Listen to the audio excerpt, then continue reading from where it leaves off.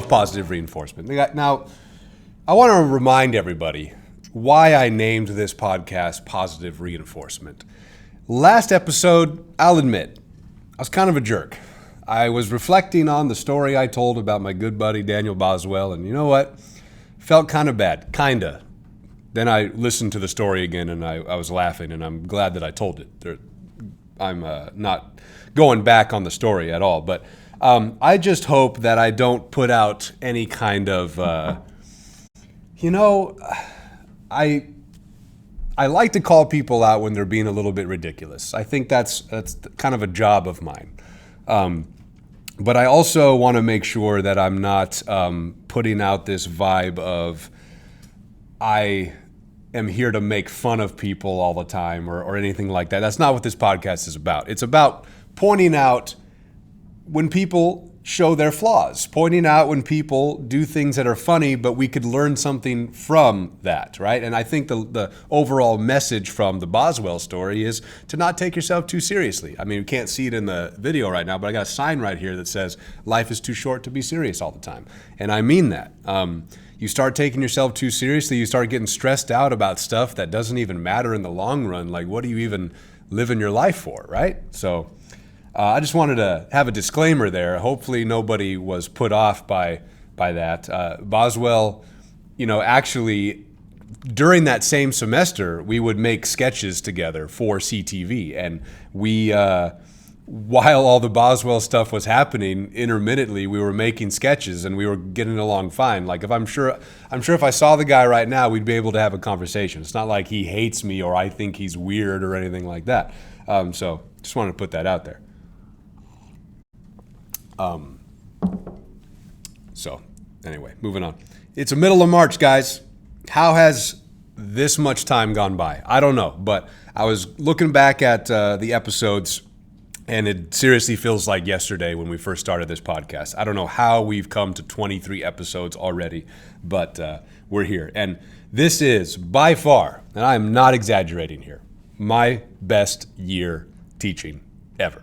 And I am trying to soak it up as much as I can because it's going to be gone before we know it. And, that's a good thing, though. If it's going by quick and you're enjoying yourself, that's great. I'd rather have it be that way than to be miserable and every day just keeps just trudging along without any kind of smiles, So it's a good thing. Couple of plugs here I'm going to do. My band, A Dollar Underwater, has a couple shows coming up. We're playing at Strummers next Wednesday, March 18th at 7:30. It's a free show. It's all ages. It's a cover show, so we're going to be playing nothing but other people's songs, and we're pretty excited about that. And then after that, we're playing at my friend Ken's house. He's getting a stage built and getting lights and all kinds of stuff, and he's going to do stand-up comedy for the first time. So there's a lot to look forward to. So if you're interested in checking those out, if you're in the area, post a comment, send me a message. I'll give you the deets. I'll give you the information. So right here, another shameless plug. Here's my book right here, live and in person. Available on Amazon for $7.99. Check it out, Orcas Skylines. And I think that's about it as far as the plugs go. So let's get right into it. I'm getting a new guitar this week. So I got a Telecaster in August, and I'm in love with the guitar. I'm usually a Stratocaster kind of guy, but went with the Telecaster. I love the body shape. It's just more comfortable when I'm wearing it, and I love the sound of it. And I've always wanted to get, it's called the Jim Adkins Signature Telecaster, and I finally got it. Jim Adkins is the front man for Jimmy Eat World, my favorite band of all time. And he has a signature model out, and it's cool because when guitarists or bassists, they'll put out a signature model of something, but it's like a cheaper version of the thing that they actually play on stage. But not the case with Jim from Jimmy Eat World. This is the real thing that he plays with. It's the same specs and all that. So that should be coming this week, and that's what I'm going to play the show with next week. So I'm super excited about that. And it's just nice knowing that I'll have that guitar, and then my other Telecaster will be my backup, because strings break and all that stuff, and it's just a good time. We're going to play a lot of good songs, so come out because you're going to be singing along. All right. You know, I was thinking about playing music again. I haven't been in a band since my college years, like 2007. That's the last time I was active in a full band. So being in a full band again is really cool.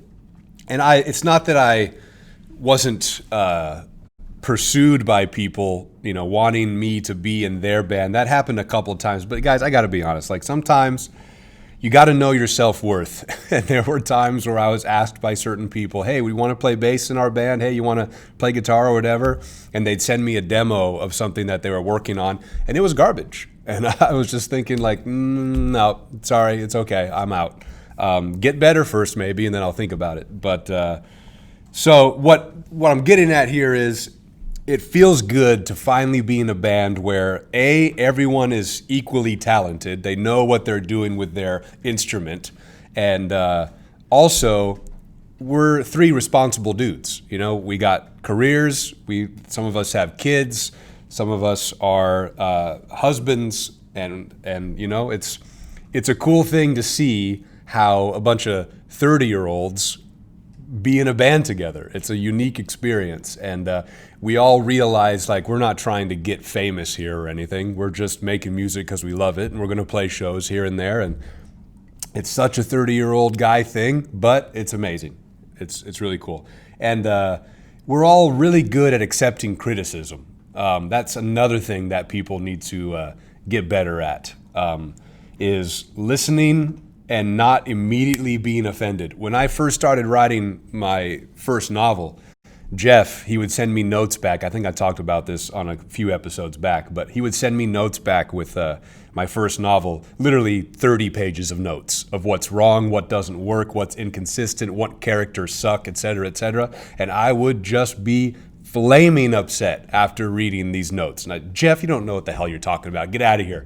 You're done. You're fired, even though he was doing it for free. But eventually, I would go to bed and I would think about those notes that he gave me back, and I'd say, you know what? If I want my book to be as good as it can be, he's right, and I got to make these adjustments. I always wanted to be done with it. Mr. Bacon and I were talking, I think, yesterday about always wanting to have just instant gratification. Whatever it is that we're working on, we just want it done already. And sometimes you can't have that attitude if you want it to be as good as it can be. So where was I getting at here? So with the guys in my band, Dan and Kyle, our band, excuse me, Dan hates it when I say my band, even though I started it technically. But with all of us, like if Dan plays something that we don't like, Kyle and I would be like, Dan, what are you doing? This is terrible. Stop doing that. Or Kyle will play some bass riff that just doesn't work, and I'll be like, Kyle, shut up. Stop. You're done. Or I'll sing some sour note that doesn't work, and they'll both look at me like, what happened there, huh? So that's another beautiful thing, is that we all accept criticism really well. And because of that, we're getting pretty good. So come check us out, March 18th, Strummers. All right. Speaking of working with talented, responsible people, last episode I announced that I'm working on a children's book with Mr. Bacon, and my wife is actually going to be doing all the coloring for it. All the colors involved, it'll all be her deal. So this is the most adorable thing I think I've ever done in my life, is work on something creatively with my wife. And I told her about the story that Mr. Bacon and I came up with, and I showed her like the first couple of sketches of our main character, and she was like, oh my God, he's so terrifying yet so adorable at the same time. And I was like, yes, that's what we're going for. Scary, but endearing. So I'm excited. Drawing and illustrating is something I've never tackled really before in like a serious way, so that challenge is cool. I'm excited. Anyway, let's dive into our first serious topic here. Actually, you know what? We got a while to go before we get to our first serious topic now that I look at the agenda. First, I started watching the McMillions documentary. I don't know if anybody's heard of this, but it's about the McDonald's Monopoly game and how someone kind of just turned it into this giant fraud and rigged it. It's an okay documentary. The story's interesting. It's like 6 episodes long. They don't need to spread it over 6 episodes. They could have easily brought everything in a more concise way in like 3 episodes. But you have to watch it for the main agent, the FBI agent that's involved. Doug Matthews, this guy is my new hero. I learned something through him. And, well, it's actually something I've already kind of known. It's just reinforced my belief that no matter what your line of work is, teacher, doctor, FBI agent, if you take yourself too seriously, you're going to crash and burn. And this FBI agent, Doug Matthews, he laughs at every aspect of this story. He comes out, he's like, yeah, there was some like mortgage fraud stuff that I was getting really bored with, and I wanted some excitement in my life, and I saw a Post-it note on one of my friend's desks that said McDonald's fraud, and I said, hey, what's that?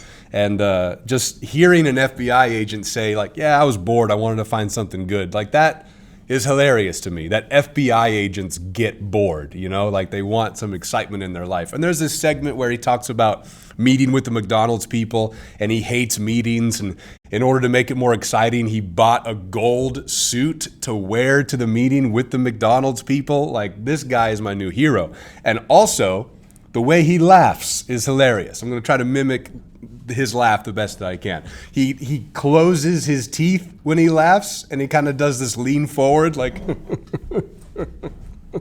that's how he laughs at everything. And it's just the most hilarious thing I've seen in a documentary. So if you're not interested in the subject of it, at least watch it for him, because that guy is great. It's a good one. All right, so we have something here at Sanger High School called the CASP. It's a test that the juniors got to take. It's the big state test for math and English. And Mr. Bell and I, who is a junior teacher, we had a CASP rally here that Sanger High does. This will be the 3rd year that we've done it, and I'm pretty excited.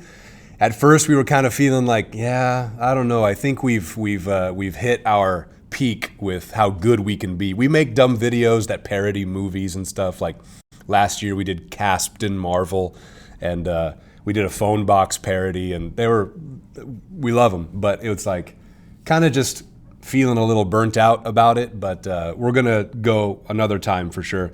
We're gonna do a Toy Story parody this time, but it's like gritty Toy Story. Like, he's gonna be Woody and I'm gonna be Bo Peep, but like the badass Bo Peep. Like, I'm not gonna change my voice. I'm just gonna sound like this in the video. I'm gonna get a bonnet and just wear coveralls and just beat people up. So should be pretty funny. I'm gonna air that on Jedman Fish probably next month. We're gonna start filming it next week. So looking forward to that. And the kids, we perform it in front of all of the juniors in the NPR, and they just get a kick out of it. So pretty fun stuff.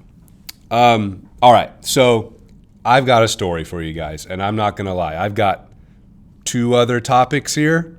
Might not get to them. We're 13 minutes in. This story might take up the rest of the time. I saved myself from telling this story to Mr. Bacon or anybody else because I wanted you to hear it first, all right? This is 100% true, and you might not even think it's that extreme, but to me, it was. So let me set it up. Sunday, I decide I need to get some groceries. Let's go to the grocery store. Let's pick up a few things, and it was just a good day, had a positive day, just feeling good, feeling energetic and all this stuff. So I go to Target, picking up my groceries, and got my basket full, and I'm thinking, what am I going to make for dinner tonight? Let's see. I'll get some salmon. I'll get some potatoes, and just looking forward to dinner. Texting my wife, oh my gosh, dinner tonight's going to be great. What do you want to drink? What else do you want me to get? Just feeling good. All the toilet paper was gone, though. So, let's do something about that. This coronavirus stuff is just getting ridiculous. Right, Billy Shakes? Yeah. Yeah, I don't know. Are you okay? You might be infected. So, anyway, walking through the store, I've just smile on my face. Everything's good. Looking forward to dinner. Looking forward to just enjoying the last bit of weekend left. And I get up to the checkout counter. Now, I'm 32 years old. Ever since I can remember, I have hated confrontation with with strangers, with anybody, really. If someone would call me out on something or make fun of me or say something that was just like, hey, man, you're being a jerk, I wouldn't do anything about it. I would just be like, and just ignore them and move on. That was 16-year-old, 20-year-old, 25-year-old me. 32-year-old me, it's a different story. So I'm walking up to the cashier, and I go to Target pretty often. I go there for, groceries. I go there for school supplies. I go there for clothes. I mean, everything. Movies. So I'm pretty familiar with recognizing the cashiers and knowing who works there. And this guy was brand new, for sure. So I get in line. I'm behind these two women who don't have that much. They have a couple liters of soda and like a birthday card or something. And they're already, they've already paid. Like the cashier is holding the receipt in his hand. And someone's knocking at my door right then and there. Go ahead and wait for this one. Did you see who it was? My window's open, so I'm pretty obvious right now. Don't open it. Oh. Who's that? Oh.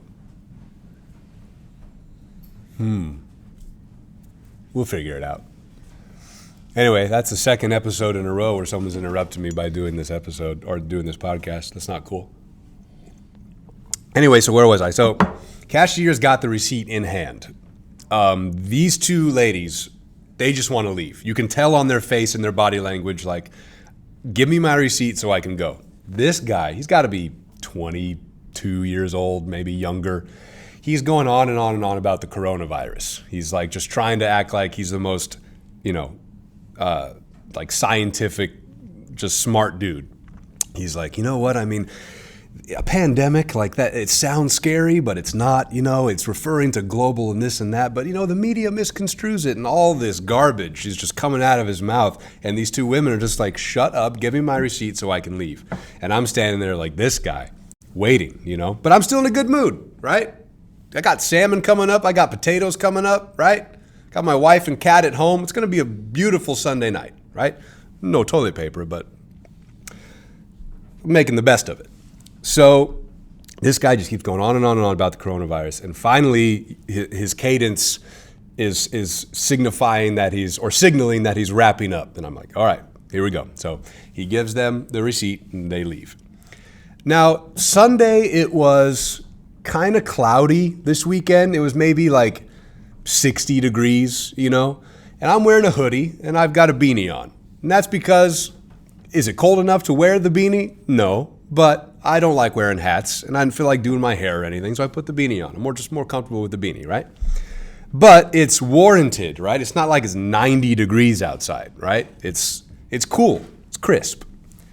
Without saying hi or anything else, this guy sees me, and this is what he does. I'm going to try to reenact exactly what he looked like and said when he saw me. He turns, he gives the receipt. Is it really cold enough to be wearing a hoodie and a beanie?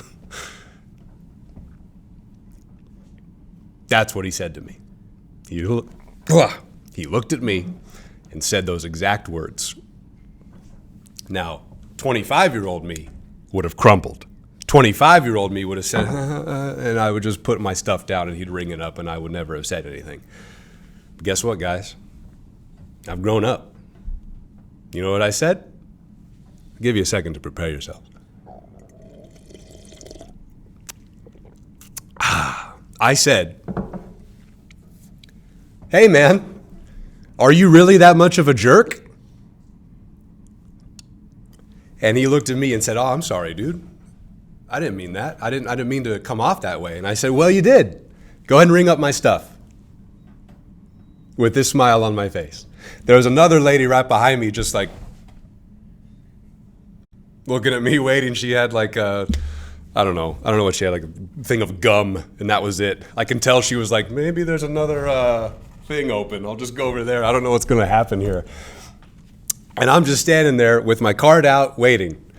My blood is boiling so much. I'm like, you know, when you get to a point where you're just beyond, like, just question marks all over my head, you know, like, I can't believe this is happening right now. But I went right past the stage of being so angry that I was like, say something else, you know, keep it going. Ask me another dumb question, please. I'm in the mood now, right?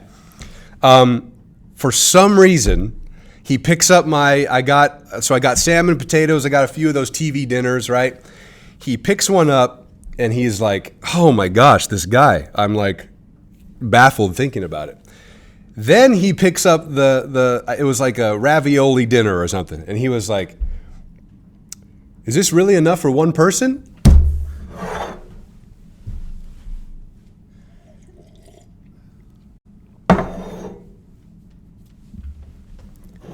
How did you get hired to interact with human beings, dude? I am just sitting there now in utter shock. All I said was, yeah, it's enough. Go ahead and continue ringing up my stuff, please. Thanks. And he did. And I mean, this guy, though, like he apologized after my first, like, you know, outburst, but I could tell there wasn't a sense of genuine remorse with this guy. You know, like when someone says they're sorry just because they know the protocol of when this happens, but not that they genuinely felt sorry. If he was really sorry, I might have felt bad. And I would have said, you know, I was over the line with that. But I knew he wasn't sorry. So I was proud of what I said. And anyway, he rang me up and took my bags, and I walked out and just went straight to my car, laughing to myself along the way, just recollecting the moment. And just texted my wife, Kristen, right away, like, you won't believe what just happened right now. And I told her, and she was just like, did you really have to? And I said, yes, I did. You weren't there. You don't get it. All right? Anyway, so that's my Target story that happened on Sunday. And I'll be honest, I kind of want to interact with him again, just to see, you know, just to see. Because the people in front of me were pissed, right? So I don't know, man. Like, people's lack of people skills is amusing to me. And I always advocate, be polite to cashiers, fast food workers. You know, they got it rough. They got to talk to people that aren't necessarily going to be as polite and jovial as I usually am. You know, they got it rough. But, you know, when you're that way, you know, I don't know. I don't get it. I don't get it. So that's that. I think I told the Burger King story a while ago, but back in like episode 6, where I sat at the Burger King drive-thru for literally about 2 minutes. And the guy was like, all right, what would you like to order? And I told him the order, and then he forgot. And then I drove up, and he was clearly 100% drunk. Definitely. Like, no doubt in my mind. I don't get it. I don't know. Anyway, we're 24 minutes in. I told you guys that story would take forever. But we can go ahead and let's end this on a more positive note, because what is this, guys? Positive reinforcement, right? So here we go. So this is a heavy one, but it's an important one. It's a necessary one. When you feel like, we're back in teacher mode here. As a teacher, when you have those days where you feel like, man, I don't know if the kids are getting the curriculum right now. I don't know if they're getting what I'm trying to deliver their way. You know, sometimes you have those feelings. And Caesar's difficult, and I definitely have some of those moments where I'm like, I don't know if what I just said made sense. You know, that happens sometimes. And that's perfectly normal to have those feelings. Then something happens where you're so fixated on Julius Caesar and rhetoric and all these things you're doing in the curriculum that another part of teaching you tend to forget about, and that's just these kids and their everyday lives. And something happens where you learn of a kid's particular background, and you're taken aback by it, and suddenly Julius Caesar doesn't matter anymore. Sorry, Billy Shakes. I didn't mean to offend you with that.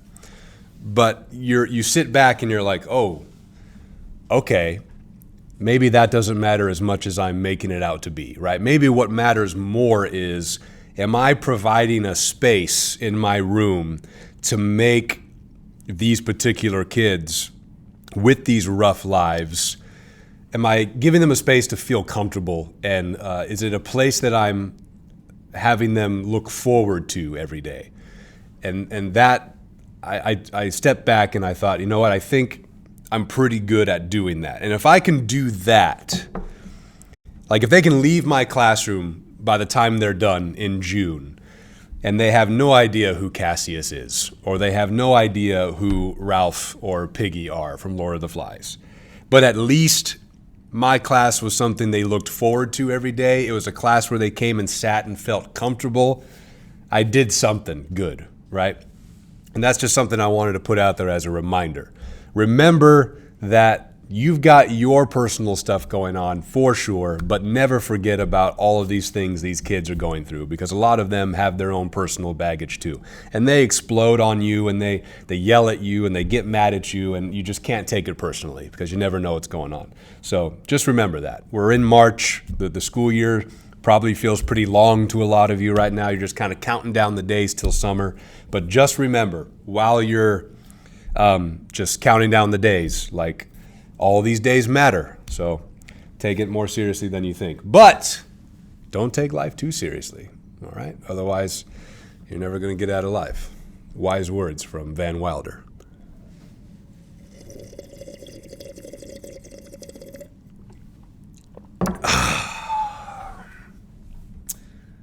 It's really cold enough to be wearing all that stuff, man. Woo! That guy. Let me tell you. And you know what? It was. I have a sensitive posterior. Okay? I get a draft. I'm cold. All right? I like being cold, but there's comfort in wearing a jacket and a beanie. I feel like I'm being hugged by my clothes. You know? It's like Temple Grandin. She made her machine to keep cows safe. You know, that's me. I like the hugging machine, she called it, right? My jacket and my beanie are on my hugging machine. Leave me alone, dude. All right? Yeah, I'm going to eat my frozen meal, and it'll be enough for me. It'll warm me up nice and good. Then maybe I'll take off my jacket and my hoodie. How about that? You let me do what I want to do. This has been another episode of Positive Reinforcement, guys. I'll see you next week for episode number 24. This was a good one. So stay safe and have a great weekend. We'll see you later.